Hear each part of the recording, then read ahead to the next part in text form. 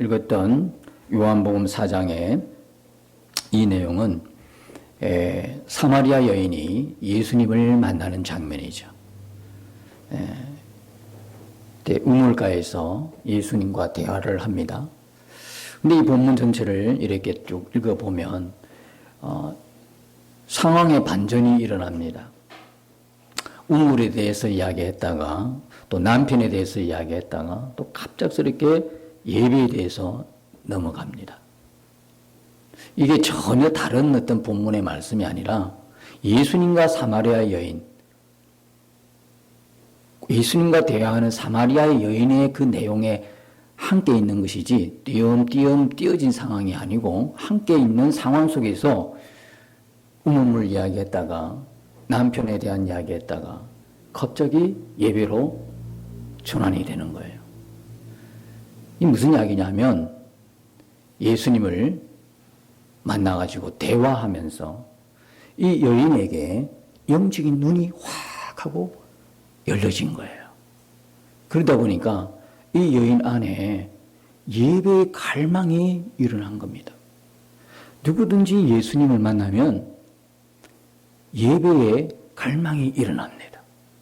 정말 예수님을 만났는지 안 만났는지는 그가 어떻게 예배하는지를 보면 알 수가 있습니다. 우리가 예수님을 만나면 어떤 일이 먼저 벌어집니까? 교회에 뛰어가서 예배드리고 싶은 마음이 생깁니다. 여러분들 그런 경험이 다 있지 않습니까? 어떤 분의 이야기를 들어보면 오전에 2번씩 예배드리고 그 다음에 또 오후에 예배드리고 예수님을 만나고 나서 구주로 영접하고 나서 예수님을 만나고 나서 이 사람이 했던 첫 번째 일이 새벽 기도를 나가기 시작합니다. 새벽 기도 자체를 몰랐던 사람이에요. 새벽 기도 자체를 몰랐던 사람인데 교회를 가고 싶은 마음이 생기는 거예요. 지금 우리들 중에 교회를 올 때, 주일날 교회 올 때 빨리 가고 싶다. 교회 가서 예배 드리고 싶다. 이 엄청난 은혜 속에 있는 사람입니다. 엄청난 은혜. 그런데 반대로 또 주일이야? 가기 싫은데 갈 수는 없고 안 갔으면 좋겠는데 내가 목사니까 어쩔 수 없이 가야지. 이렇게 오버리면 아주 비극 중에 비극인 거예요. 그런 이야기가, 웃은 이야기가 있지 않습니까? 제가 예전에 들려드렸지 않습니까? 교회 가라고 어머니가 막 깨우는데 가기 싫다는 거예요. 계속 깨우는 거예요. 어머니 조금만 더 자도록 내버려 두세요. 너 교회 가야 돼. 너가 목사잖아. 가서 설교해야 되잖아. 그러니까 아주 우스갯소리인데 주일날 이렇게 예배 드리는 게 기쁜 거예요. 토요일 미리미리 준비해가지고 마음으로 다 준비하고 옷도 준비하고 그 다음에 어떻게 하나님 앞에 드릴까 예물도 준비하고 기도도 준비하면서 그런 기쁜 마음으로 기다렸다가 주일날이 탁 되어서 그죠? 새벽에 쫙 나와서 기도를 하거나 아니면 그렇지 못해도 예배 올 때 그 기쁨이 넘쳐서 감격하고 감사해서 이렇게 올 수만 있다면 그런 마음이라면 여러분 안에 성령님은 아주 강하게 역사하고 계시는 겁니다. 그런데 이게 주일 너무 빨리 오는 것 같고 오는데 마음이 무겁고 이러면 조금 여러분들이 진짜 하나님 앞에 매달리면서 애원하면서 회복시켜달라고 기도해야 되는 겁니다. 예배 왜 못 나오는지 아십니까? 어떤 분은 바빠서 못 나오고 아파서 못 나오고 사정이 여의치 못해서 못 나오고 예배 못 나오는 상황은 여러 가지입니다. 이유는 여러 가지입니다. 그런데 사실 알고 보면요. 지금 예수님과의 관계에 심각한 균열이 생긴 겁니다. 우리가 은혜 받고 예수님 만나고 나면요. 상황이 문제가 아닙니다, 여러분. 상황은 한 번도 나아 본 적이 없습니다. 우리가 원하는 대로 상황이 펼쳐진 적이 한 번도 없습니다. 모든 상황은 제가 말씀드렸지 않습니까? 우리가 믿음에 든든히 서 있도록 만드는 상황이 아니라 오늘 섰으면 바로 넘어뜨리려고 하는 상황들이 믿음에서 낙심하고 믿음에서 떠나는 그런 상황들이 우리 주변의 상황들입니다. 이 이유 저 이유 다 이유를 대면 하나님 앞에 예배할 자가 몇 명이나 되겠습니까? 그런데도 불구하고 이유가 없어서 나오는 것이 아니라 어떤 상황, 정말 우리로서는 너무나 힘든 절망적인 상황에서도 예배 자리에 나오는 것은 그 절망보다도 예수님의 사랑이 더 크기 때문에 그렇습니다. 예수님 만난 은혜가 더 크기 때문에, 그 상황 위에 계시는 예수님을 바라보기 때문에 그렇습니다. 그 상황이 좀 괜찮으면 목사님 교회 나갈게요, 이런 사람 수없이 봤습니다. 근데 지금까지 못 놉니다. 그러면 지금까지 못 놉니다. 상황이 아닙니다. 상황은 여전할지라도 나는 예배하겠습니다, 이렇게 하면 어떻게 됩니까? 나중에 상황이 해결이 됩니다. 근데 상황만 보고 있다가 예배 못 드리면 계속 상황은 변함이 없습니다. 그리고 그 사람은 하나님 관계가 멀어지기 시작하고 하나님 교제가 끊어지게 되는 것이죠. 꼭 60만 사망하는 겁니까? 영적인 사망 없습니까? 영적으로 예수님과 관계 끊어지고 교제가 서운해지고 서먹해지고 멀어지면 그것이 바로 영적인 사형인 것입니다. 영적인 사망인 것입니다. 오늘 우리의 예배가 회복되기를 축복합니다. 우리 예배가 다시 정말 주일이 되면 주일 때문에 잠을 못 이루고 정말 예배가 기다려지고 기뻐서 준비된 예물을 먼저 드리고 싶어서 그렇게 뛰쳐오고 미리 먼저 나와서 예배당에 나와가지고 기도가 되어지고 기도하고 싶고, 이게 준비된 이 예배를, 그런 마음이 있으니까 준비된 예배를 하나님 앞에 드리는 겁니다. 여러분 아시잖아요. 토요일부터 예배 모든 것들이 준비된다는 사실 아시죠? 여러분 개인적으로 집에서도 준비하지만 교회에서도 예배를 담당하고 있는 담당자들은 뭐 찬양하는 거나 또 기도자나 모든 예배에 참석하는 예배의 그 순서를 맡은 사람들이 다 토요일 나와서 이렇게 준비하고 리허설하고 그럽니다. 왜 그럴까요? 준비된 예배 드리고 싶어서요. 준비된 마음으로 하나님 앞에 드리는 건데 어떻게 준비되지 않은 마음으로 예배할 수 있겠느냐, 그런 이야기입니다. 오늘 사마리아 여인이 예수님 만나고 나니까 예배에 대한 갈망이 있는데 그들은 지금까지 어디서 예배 드리냐면 사마리아에는요 유대인으로부터 이방인으로 취급받지 못했어요. 원래는 같은 동족이었어요. 옛날에 보면 같은 동족이었다가 북이스라엘 남유다로 갈라졌지 않습니까? 그래서 BC 722년에 북이스라엘은 아수르에게 포로가 되지 않습니까? 아수르의 공격에 넘어지고요. 그때 아수르가 썼던 게 혼혈 정책입니다. 피가 섞여버린 거예요. 그러니까 같은 동족이었던 남유다가 그때부터 사마리아인을 이방인 취급하는 거예요. 우리는 너희와 다르다는 거예요. 그리고 나중에 바빌론 포로로 귀환했을 때 이스라엘 성전 짓는데 우리도 좀 같이 하자 하고 했을 때 너희는 우리 동족이 아니다고 완전히 배척했던 사람들이 누구냐면 사마리아인이에요. 그래서 같이 예배 드릴 수가 없었어요. 어디서 드렸냐면 거리심산 성전에서 예배 드렸었어요. 이 사마리아인들은 그때 거기서 드렸고 유대인들은 예루살렘 성전에서 예배하고 있었던 상황이었어요. 그래서 이 여인이 예수님 만나고 나니까 예배에 대한 갈망이 생기고, 그러다 보니까 지금까지 제사를 드렸는데 한쪽은 여기서 드리고 한쪽에서는 여기서 드리니까 예수님께 도대체 어디서 예배 드려야 됩니까? 그렇게 질문하는 겁니다. 우리 조상들은 20절에 우리 조상들은 이 산에서 예배하였는데, 이 산이라는 것은 사마리아인들이 예배했던 거리심산 말합니다. 이 산에서 예배하였는데 당신들의 말은 예배할 곳이 예루살렘에 있다 하더이다. 그렇게. 그럼 도대체 어디서 예배해야 됩니까? 이런 이야기입니다. 그랬더니 예수님께서 뭐라고 이야기하십니까? 21절에 보면 여자여 내 말을 믿어라. 이 산에서도 말고 예루살렘에서도 말고 너희가 아버지께 예배할 때가 이르리라. 이 획기적인 겁니다. 잘 들으셔야 됩니다. 이 산에서도 말고 예루살렘에서도 말고. 이건 오늘날 이야기하면 교회에서 예배하지 말라는 것과 똑같습니다. 이 말이 그 말입니다. 거기서도 말고 여기서도 말고 성전에서 예배하지 말고 이건 아주 획기적인 잘 들으셔야 됩니다.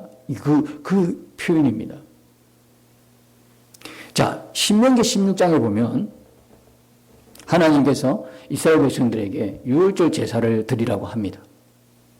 근데 공통된 단어가 나옵니다. 유월절 제사는 반드시 어디서 드려야 됩니까? 유월절 제사는요, 반드시입니다. 반드시 하나님이 정하신 곳에서 드려야 하는 겁니다. 크게 당부가 나오는 말이 신명기 16장 5절과 6절에 보면 너희가 거하고 있는 성에서 각처 성에서 드리지 말고 하나님이 주신 너희의 그 지역에서 따로따로 드리지 말고 오직 한 군데에서 드려라. 예루살렘 성전에 있는 한 군데에서만 드려라. 유월절 제사를 하나님 그렇게 이스라엘 백성들에게 명령하셨습니다. 왜 그렇게 명령하셨을까요? 왜 그렇게 해요? 왜 그렇게 하셨을까요? 유월절 제사는 어린 양의 피의 제사입니다. 다시 말하면 우리의 구원은 오직 하나밖에 없습니다. 유월절 어린 양의 피로 구원받는 것입니다. 유월절 어린 양. 그러니까 문술주에 피를 바르고 애굽에 출애굽할 때 그렇게 나왔지 않습니까? 그 어린 양의 피 안에 있어야 되는 거예요. 구원은 오직 예수 그리스도지 여기저기 있지 않다는 이야기입니다. 그러니까 유월절 제사 우리의 구원은 하나님이 우리를 구속할 때는 다른 이름을 주시지 않고 오직 하나의 이름 예수 그리스도 어린 양의 피로 우리를 구원하셨다는 이야기입니다. 그러니까 다른 데서 하면 안 됩니다. 이런 뜻입니다. 하나님께서 인간을 구속하려고 하는 이 메시아 언약을 계속 지켜나가시는 겁니다. 언제까지요? 예수님이 오시는 그때까지. 그래서 구약에서는 여기저기서 예배하면 안 되는 거예요. 그런데 지금 주님은 뭐라고 말씀하십니까? 거기도 말고 여기도 말하라는 거. 왜 이런 말씀을 하셨을까요? 성전은 결국 누구의 그림자였습니까? 예수 그리스도. 예수 그리스도는 그렇게 구약시대에서 드렸던 성전에 실체로 오신 분이거든요. 지금 실체로 이게 계셔요. 이제는 어디서 예배해야 됩니까? 이제는 장소에 구애받지 않는 것입니다. 장소와 건물이 아니라는 이야기입니다. 오직 예수 그리스도와 연합된 자가 예수 그리스도께 예배할 수 있는 것입니다. 하나님께서 장소와 건물을 구애받지 아니하고 이제 어디를 성전 삼았냐면 예수 그리스도를 구주로 믿는 자 안에 오셔가지고 그들의 마음을 성전 삼으신 것입니다. 고린도전서 3장 16절, 6장 19절 그 내용입니다. 너희가 하나님의 성전인 걸 알지 못하느냐 이런 이야기입니다. 그러니까 여기도 말고 이 산에서도 말고 예루살렘에서도 말고 왜? 이제는 실체로 오셨기 때문에 그분이 성전이신 그분이 실체로 오신 분이 예수 그리스도 그분이 지금 눈앞에 있는 거예요. 그분이 성전이에요. 그분이 성전. 그렇게 오셨기 때문에 이 말씀을 하는 거예요. 22절에 보면 너희는 알지 못하는 것을 예배하고 우리는 아는 것을 예배하노니 이는 구원이 유대인에게서 남이니라. 이 말씀 뭐냐면 너희는 알지 못하는 걸 예배, 하나님을 알지 못하니까 어떻게 예배하는지를 몰라. 진리를 가지고 있지 않아요. 진리대로 예배해야 되는데 여러분 무조건 예배한다고 예배가 아니에요. 이단들은 예배 안 하나요? 신천지는 예배 안 하나요? 근데 신천지를 갖다가 이단이라고 그러잖아요. 왜요? 진리대로 예배하지 않으니까. 교주가 성령이고 교주가 그리스도고 그렇죠? 그러니까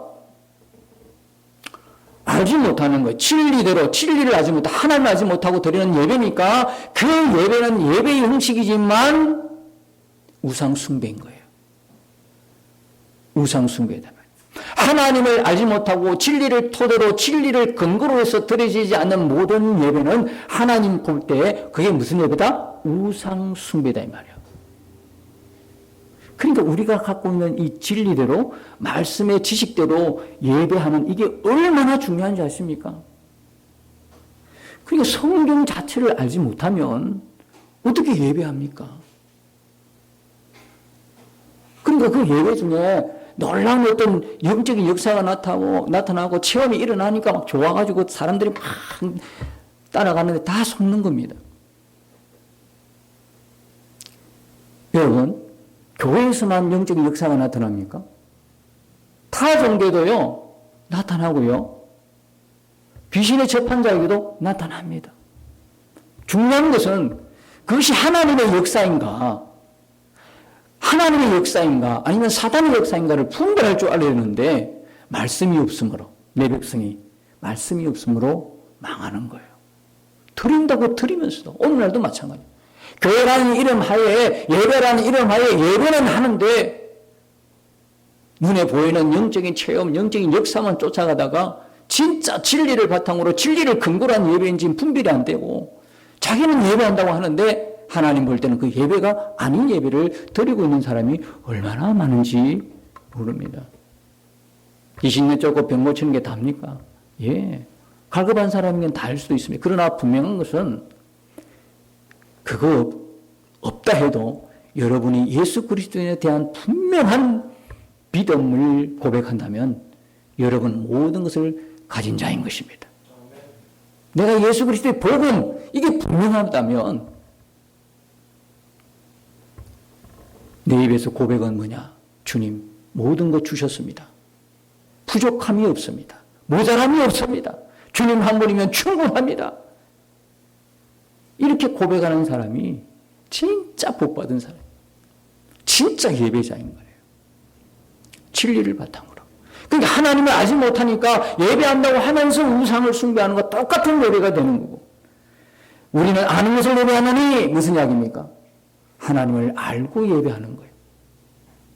구원이 유대인에게서 납니다. 유다 지파에서 구원이, 그죠? 예수 그리스도가 그 지파에서 난다는 이야기입니다.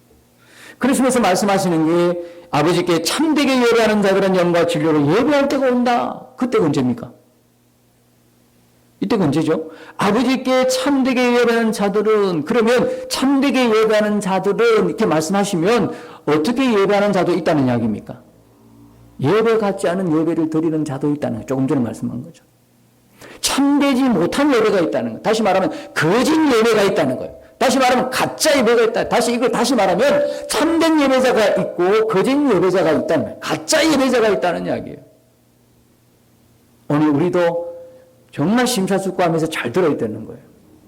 우리가 예배하지만 하나님 보실 때에 참된 예배자가 있고 참되지 않은 가짜 예배자가 있을 수 있다는 이야기예요. 그래서 하나님께서, 예수님께서 말씀하시기를 아버지께 참되게 예배하는 자들은 영과 진리로 예배할 때가 온다. 영과 진리로 예배할 때가 오나니 곧 이때라. 어느 때입니까? 예수님이 오신 때죠. 예수님이 오셨잖아요. 성전이신 그분이 실제로 오신 예수님. 예수님이 오고서야 드디어 모든 형식적인 예배가 아니고 진짜 영과 진리로 예배할 때가 되었다. 이렇게 말씀하시는 거예요. 아버지께서는 자기에게 이렇게 예배하는 자를 찾으시니라 그래요. 이렇게 예배하는 자를 찾으시니라 그래요.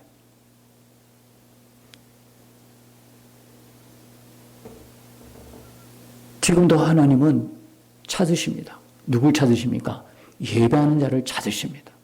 찾으시는데 무슨 예배? 영과 진리로 예배하는 자를 찾으신다. 그렇게 합니다. 그래서 오늘 읽었던 우리 말씀 24절에 보면 하나님은 영이시니 예배하는 자가 영과 진리로 예배할지니라. 근데 여기 있어요. 원문에 빠진 내용이 하나 있습니다. 원문 헬라 원문을 보면요. 뭐가 빠지냐면 반드시 해야 한다라고 하는, 영어로 이야기하면 must죠. 반드시 뭐뭐 해야 한다. 그런데 원문의 헬라어 원문에는 데이라고 하는 그 원문이 빠져 있어요.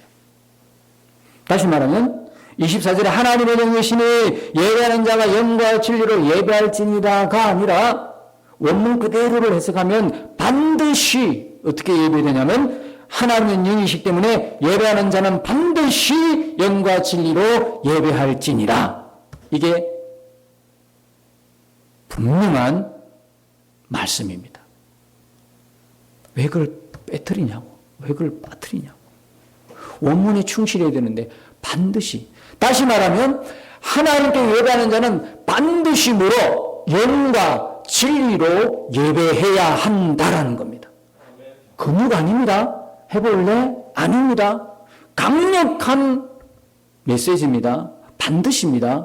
여기 빠졌어요. 반드시. 그러면 영과 진리로 예배하지 않으면 그 예배는 참된 예배가 맞다 안 맞다? 아니다라는 거예요. 하나님이 찾으시는 예배자는 영과 진리로 반드시 예배하는 자지, 영과 진리로 예배하지 않으면 하나님이 찾으시는 예배자가 아니라는 거예요. 영과 진리로 예배하는 게 뭐냐라는 거예요. 영과 진리로 예배하는 게 뭐냐고요. 여러분, 이렇게 예배 드릴 수 있는 사람은요, 길 가는 아무 사람 붙들고 예배하자, 우리 오늘 교회 예배하니까 들어가서 예배하자 해서 예배가 되는 게 아닙니다. 영과 진리로 예배할 자는요, 누구냐면 예수 그리스도를 믿고 구주로 영접해서 거듭난 사람만이 드릴 수 있는 예배입니다. 왜? 영이 살아났거든요. 누구든지 예수 믿어 구원받을 수 있어요. 그러나 아무나 예배 드리는 건 아니에요. 반드시 뭐한 자? 거듭나서 영이 어떻게? 죽었던 영이 뭐한 사람? 살아난 자. 에베소서 2장에 말했잖아요. 죄와 허물로 죽었던 너희, 뭐가 죽었다는 거야? 육체가 죽었다? 영이 죽었다는 거죠. 그 영은 누구를 인식해야 돼요? 하나님을 인식하는 거예요. 우리 사람의 육이 있고 마음, 그 혼이 있고 그 안에 영이 있는데 그 영은 어떤 기관이냐면 하나님을 비로소 인식하는 기관이에요. 여기 육체적으로는 다 살아있죠. 영적으로 보면 죽은 사람이 태반이라는 거예요. 영적으로 죽었다면 영적으로 죽은 것은 그냥 껍질만, 껍데기만 그냥 살아, 그냥 그 하드만 움직이기 소프트는 없는 거예요. 언젠가 사람이 옷을 벗고 옷 갈아입을 때 옷을 벗을 때 이 벗어버리면 그걸로 끝나버리는 거예요. 영이 죽었다는 거예요. 영이 죽은 거는 진짜 산 게 아니다 이 말이에요. 근데 우리가 육신적으로 살아있으니까 살았다 이야기하는 거예요. 몰라서 하는 거예요. 진리를 모르니까 용감한 거예요. 진리를 모르니까. 그러니까 영과 진리로 예배할 자는 누구냐 하면 반드시 예수 그리스도를 구주로 믿고 거듭난 영이 살아난 사람이 이렇게 예배를 드릴 수 있어요. 그러니까 하나님은 성령이시죠. 하나님의 영과 사람의 영이 드디어 인식이 되는 거예요. 인식. 사람이 우리는 옛날에 전혀 인식을 못했다니까요. 우리가 어떻게 하나님을 인식할 수 있으며 의식할 수 있습니까? 지금에서야. 그죠? 우리가 예수 그리스도를 믿음으로 말미암아 그때 거듭나가지고 그때 예배 나오고 그때 하나님을 찬양하고 기도하고 그랬잖아요. 만약 우리가 여전히 예수 안 믿고 세상에 있다면 우리가 어떻게 예배? 그러니까 그런 사람을 데리고 와서 예배 드리니까 예배가 안 되는 거죠. 영이 거듭이 안 돼. 영이 안 살아났어. 무슨 이야기인지 몰라. 그게 정말 쉽게 한다고 해도 전혀 이해를 못하고 그냥 졸고 가는 거예요. 영의 말씀이 선포되는데도 영이 죽어버리니까 그걸 못 받아주는 거예요. 못 받는 거예요. 그러니까 차라리 절에 가서 듣는 게 재밌고 다른 남의 호랑개교 그런 데 가서 듣는 게 재밌다는 거예요. 그런데 교회만 오면 잔다 이 말이에요. 교회만 오면 존다 이거요. 왜? 영의 말씀이 들리니까 영이 살아있어 그걸 이해를 하고 듣지요. 들을 기가 있지요. 다 다쳐버린 거예요. 영이 죽어버렸으니까. 영으로 예배한다는 이야기는 뭡니까? 예, 나의 영이 하나님의 영을 의식하는 거예요. 이 시간에 예배해도 하나님을 바라보면서 성령에 의해서 드려지는 예배가 영의 예배인 거예요. 영으로 드려지는 예배. 영과 진리로 예배할지니라. 그때 영이에요. 여러분, 우리가 지금도 이 말씀 들으면요, 영이 살아난 우리는요, 이 말씀을 충분히 이해하는 거예요. 이전에 어떻게 들었습니까, 여러분? 예배할 때에. 예? 어떻게 들었어요? 그냥 이렇게 참석하면 예배 드리는 걸로 알고 있어요. 그런데 여러분, 이렇게 참석하면 예배하는 걸 알고 있죠. 하나님 그렇게 생각하실까요? 과연 내 예배를 지금까지 나의 예배가 얼마만큼 하나님이 기뻐 받으시는 그 예배가 되었을까 한번 생각해 보십시오. 여러분들이 예배할 때에 얼마만큼 하나님을 바라보면서 예배했을까요? 여기서 지금 지금 우리가 같이 예배드려요. 설교자도 마찬가지. 설교자 예배자 아닌가요? 설교하면서도 하나님을 주목하고 바라보지 않고 그냥 성도들이 어떻게 하면 내가 전하는 설교에 은혜 받을까 여기에 신경 쓰다 보면 하나님을 미처 바라보지 못하는 거예요. 설교 잘한다고 하는 이 이야기를 듣기 좋아하고 그냥 다른 사람들이 우리 목사님 설교 잘합니다. 오 잘합니다. 이런 소리를 달콤하게 듣기 좋아하는 그렇게 돼버리면 이 사람의 설교자일지라도 그 사람은 예배자가 아닌 거예요. 설교자는 될 수 있어도 예배자가 아닌 거예요. 하나님에 가면 예배 드리는 게 없는 거야. 여러분 예배 드리러 오면서 혹시 설교만 들으려고 오신 거 아닙니까? 뭐 찬양 들으러 오거나 아니면 주변에 와가지고 주변에 어떤 사람이 왔나 어떤 사람은 열심히 주보를 갖다가 보고 있는 사람도 있어요. 여기 오탈자가 없나 어떤 사람은 아주 하나하나씩 다 이제 이게 잘못되었다. 오타 났다. 나중에 예배 마치면요. 그거 가지고 옵니다 또. 요게 잘못되었다. 저게 되었다. 우리 교회는 예전에 그런 일이 한번 있어가지고 딱 예전부터 어떻게 해요? 주보가 거꾸로 놓으든 바르게 놓으든 오자가 놓으든 그게 전혀 신경 안 쓰는 교회가 되어버렸잖아요. 얼마나 감사한 일인지 몰라. 뭐 조금 잘못되면 있잖아요. 그거 하나 근데 예배 드리러 왔지 오타자 그거 점검하러 온 거 아니잖아요. 여러분 설교만 들으러 오셨습니까? 그건 예배자가 아닙니다. 우리가 예배할 때 영으로 드리라는 것은 뭐냐? 하나님이 바라보아지는 예배입니다. 여기에 살아계신 하나님이 여기 계신다, 인자하신다는 걸 분명히 의식하며 드리는 예배입니다. 그러니까 예배할 때 가장 즐거운 거는요, 설교를 듣고 은혜 받고 그게 은혜 받으러 오는 것이 아니라 예배 드리러 온다니까? 여러분 은혜 받으러 오는 게 아니라 저와 여러분 예배를 드리러 오는 거예요. 그렇다 보면 뭐가 중요합니까? 찬양이 좋은 거야. 찬양이 좋은 거야. 찬양이 좋아서 와야 되는 거예요. 내가 하나님께 찬양하는 순간이잖아요. 기도하고 싶어서 오는 거 하나님께 내가 기도하는 거잖아요. 헌금하고 싶어서 교회를 와야 된다니까. 꼭 이런 말 하면 또 오해해요. 보면 헌금 안 하는 사람이 또 오해를 해. 헌금하는 사람은 하나님께 아낌없이 드리는 사람은 어떤 이야기를 해도 오해 안 해. 근데 안 하는 사람이 또 오해를 하더라고. 여러분 정말 우리 심령이 그렇게 되면 축복이에요. 진짜 복된 심령이죠. 찬송하고 싶어가지고 기도하고 싶어가지고 그 다음에 뭡니까? 하나님께 예물을 드리고 싶어가지고 예배에 오면 그 사람은 진짜 예배자예요. 그냥 와가지고 오늘 우리 목사님 설교 어떻게 하나 말씀이 은혜가 된다 안 된다 찬양대 뭐 찬양이 저래 뭐 옆 사람 보고 주를 보고 예배 아닙니다. 예배가 아닙니다. 이거 하나님이 지금 살아계십니다. 우리가 살아있는 영입니다. 우리의 영이 살아났어요. 그러면 하나님을 바라보고 예배하는 게 지극히 당연한 거죠. 그렇게 살아계신 하나님 앞에 예배하는 것입니다. 진리로 예배하는 건 뭡니까? 진리로 예배하는 건 뭐죠? 예, 진리가 누구이십니까? 예수 그리스도. 우리 예배를 드리는, 저와 여러분이 예배를 드리는 근거는 어디에 있습니까? 예, 예수 그리스도의 대속의 은혜에 있지 않습니까? 예수 그리스도께서 나를 죄에서 구원해 주셨잖아요. 구원해 주시지 않았습니까? 그냥 구원해 주셨습니까? 십자가에 내가 죽어야 할 그 십자가에서 나 대신에 피 흘려 죽으시고 예수님의 생명으로 건지신 나이지 않습니까? 거기에 근거로 해서 우리가 예배자가 된 것이고 예배를 드리는 것입니다.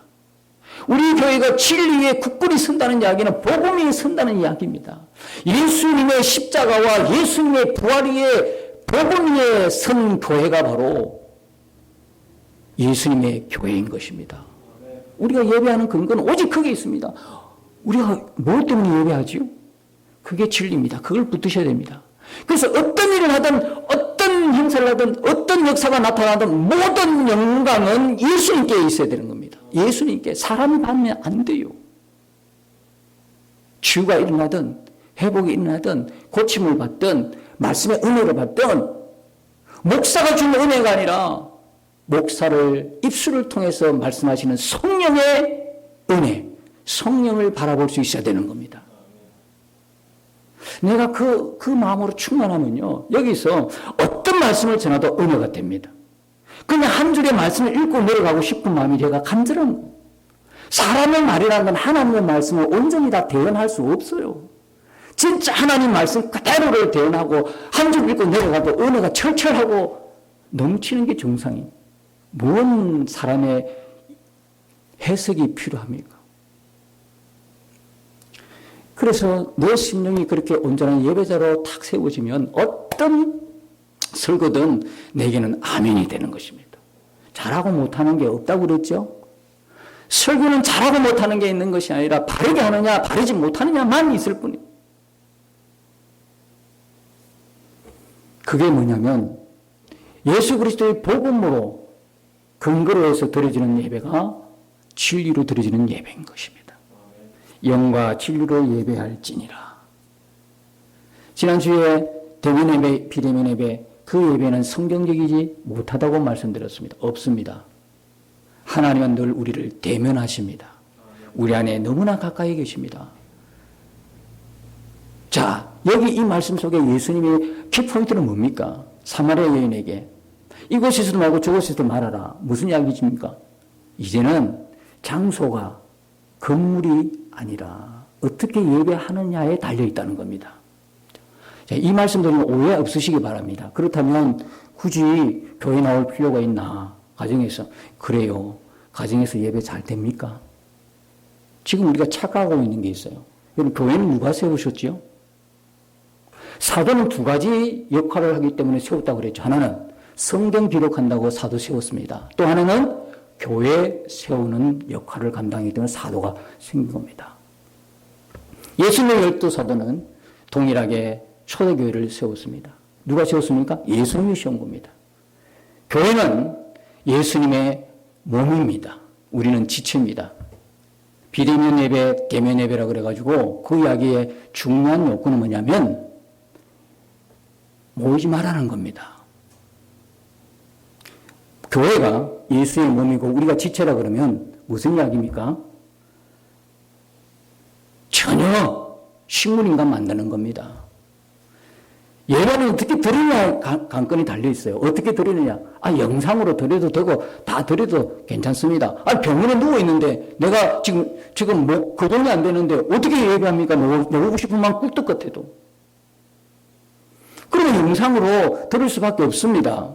내가 외국에 나가는데 그곳에 교회가 없어요. 그럼 영상으로 들을 수밖에 없습니다. 그런 피차 어쩔 수 없는 상황은 그렇게 드립니다. 그런데 자기가 걸어서 예배당에 갈 수 있는데도 영상 예배 드리는 거 이미 그 마음이 예배자가 아닌 겁니다.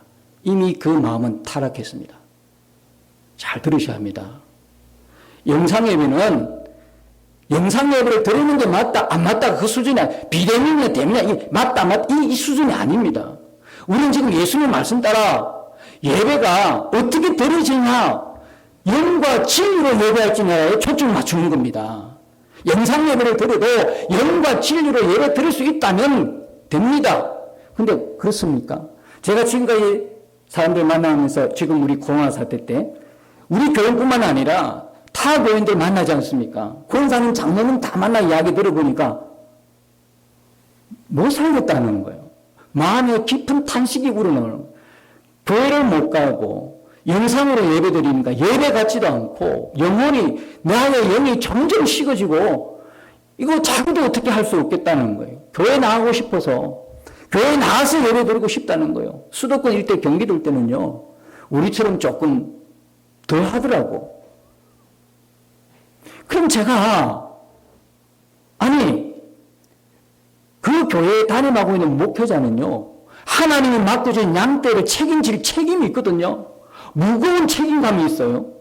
그러면 그런 신음하는 양떼를 내버려 둘 것이냐, 어떤 방법이든 49명으로만 제한이 되어 있다면 예배를 새벽부터 저녁까지 쫙 늘어서 20분 예배까지 드려도 목사가 단내가 나더라도 그런 교회는 부목사도 있잖아요. 쫙 늘어가지고 49명 제한해가지고 49명 다 들어와서 어떻든 예배를 할 생각을 해야지. 왜 정부가 하는 대로 딱 한 예배에 그냥 다 끝내버리고 못 내게 하느냐 이거지. 그 책임을 어떻게 하나 더 지려고. 철저히 교회가 방역을 하고, 나는 지금도 생각할 때 교회만큼 방역 잘하는 거 없다고 생각해요. 내가 돌아다녀 보니까 다 다닥다닥 붙어가 마스크도 안 하고 밥 먹을 때 다 오픈시켜놨고, 교회만큼 잘해. 거리 두고 딱 방역 철저히 하고 식사 안 하고 잘하더라고. 아, 그렇다면 그렇게 쫙 벌리거나 아니면 월요일에서 주일까지 쫙 예배를 짜면 되잖아요. 그렇게 하면 5,000명이든 10,000명이든 어떻든 간에 49명 제한해도 할 사람은 할 거 아니에요. 그러면서 영혼을 숨통을 터줘야지. 정부 시책 따른다고 해가지고 딱 두 손 쥐고 주일 예배로만 끝내버리면 어떡하냐고. 주중 모임이 없어요. 그러면 그 단시간한 영혼들을 어떻게 하라고. 그렇잖아.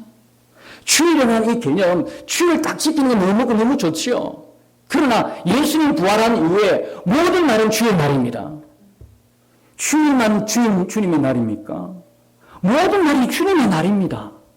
우리 그런 마음으로 예배한다면 월요일부터 쫙 벌려가지고 우리가 목적이 뭡니까? 하나님을 예배하는 거 아닙니까? 그것이 목적이라 그러면 정부 시책에 따라서 철저하게 주일 예배만 문 닫아보고 모든 사람 다 안 해버리고 이게 맞는 겁니까? 같은 목사로서 너무 안타까워서 하는 소리예요. 지금 하나님의 양떼들이 신음하고 죽어가는 상황인데 교회를 떠나는 퍼센트가 30에서 50%라고 말하지 않습니까? 이거 다시 회복되겠습니까? 회복하기 쉽지 않을걸요. 이 책임 누가 져야 되죠?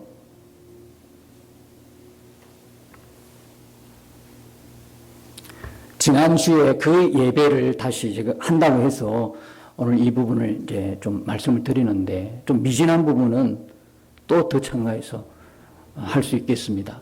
마지막으로 제가 말씀드리는 것은 우리 예배는 반드시 하나님 앞에 살아있는 예배를 드려야 되는 겁니다. 영과 진리로 예배해야 됩니다. 어디서 드리는 게 문제가 아닙니다.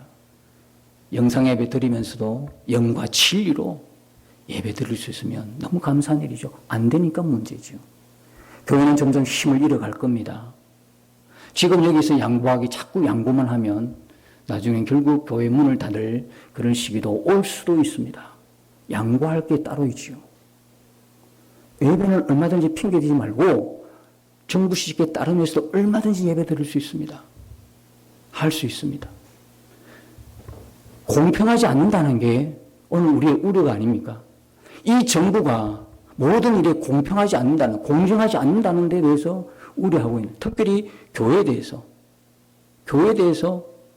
더 우려가 되는 것은 모든 곳에서 공정하게, 공평하게 모든 처리해야 될 텐데 그렇지 못하다는 것에 대해서 안타까움을 금할 수가 없습니다. 그래서 여러분들, 이제는 우리가 하나님의 성전입니다. 예수님 오시고 난 이후에 우리가 성전이 되었음을 기억하시고, 로마서 12장 1절에 하나님께 드리는 영적 예배가 어떤 예배라고 그랬습니까? 하나님이 기뻐 받으시는 거룩한 산제물로 드려라. 이것이 너희가 드릴 영적 예배니라. 거룩한 산제물이 되는 예배. 제물은 죽었습니다. 그런데 살았습니다. 나는 죽고 예수로 사는 고백이 있는 예배. 그 예배가 영적 예배예요. 내 삶의 모든 하나님의 기쁨과 영광이 되는 예배. 그 예배자로 거듭나고 그 예배대로 승리하시기를 축복합니다. 이번 한 주간 여러분을 세상 가운데 여러분의 거처와 환경, 삶의 터전에 여러분을 파송합니다. 그것이 바로 베델이고 그것이 여러분들의 예배 처소인 겁니다. 가정이 예배 처소이고 여러분의 직장이 예배 처소이고 여러분의 삶의 터전이 예배 처소입니다. 그곳에서 여러분들 진정과 신령으로 예배 드리시고 한 주간 이렇게 모여서 하나님이 세운 교회의 역할이 많습니다. 다음 주에는 교회의 역할에 대해서 함께 나누고자 합니다. 교회로서의 모임을 통해서 예배를 통해서 하나님이 정말 찾으시는 그 예배자, 그 한 사람의 예배자가 우리 교회의 모든 식구들, 모든 성도들 되시기를 주님 이름으로 축복합니다.